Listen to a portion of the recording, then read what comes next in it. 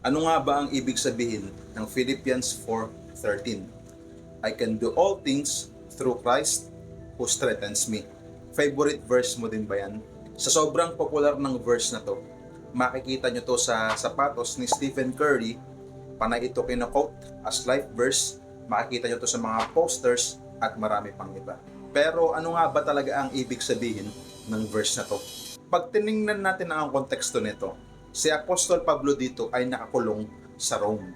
Tapos yung mga Christian doon sa Philippi ay nag-send ng financial aid para sa kanya. Sa sobrang galak, sumulat si Apostol Pablo para magpasalamat sa kanila. Pero nilinaw niya din na yung galak na nararamdaman niya ay hindi lang dahil sa suporta na binigay nila. Nilinaw niya sa verses 11 to 12 kung bakit siya nagagalak. Nagagalak siya kasi nakita niya daw yung sekreto sa pagiging kontento sa buhay. Ang sabi niya, I have learned the secret of being content in any and every situation, whether well-fed or hungry, whether living in plenty or in want.